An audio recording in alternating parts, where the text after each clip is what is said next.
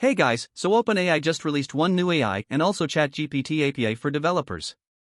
So now, that means now anyone can integrate Chat GPT on their website, and it is also cheaper than the other models.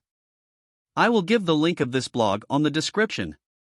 Here we can also see some of the examples which have used Chat GPT and Whisper AI on their platform.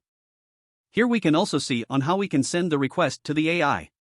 We have to pass the API key, then in the models part, instead of like DaVinci and all that models, we send the request to GPT 3.5 Turbo model and the messages parameter is an array where we define role and the message to send. And now the next AI OpenAI released is called Whisper AI.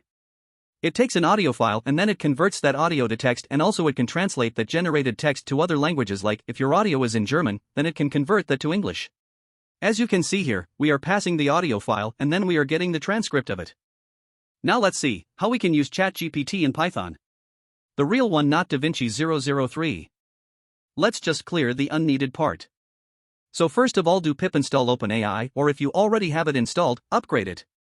To upgrade it, just do pip install upgrade OpenAI.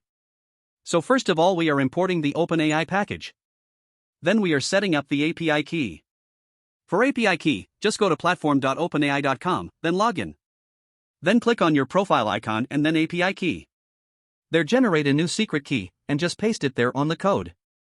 Just copy it, you won't get to copy it next time, and then just paste it on the code.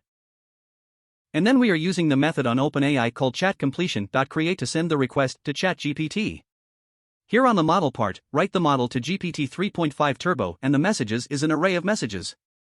We give the role like system, assistant, user, and here for simplicity, I am just giving the role to user and sending the message. You can read the documentation on what is role and all that, but for now I am just sending the message as user. And also let's change the message to something like describe one piece in 50 words. And now just run your Python code using python main.py, and then we will see the result printed on the command line. See, we get a bunch of data, but for now we just need the message. As you can see, the message is under choices list, first index, then message dictionary, then content. So for that, do what I do. Get the first index 0, and then message dictionary, and then content. Now let's just run the code and see if we get the response or not. See, we get the message. Now instead of that message, you can also ask coding questions.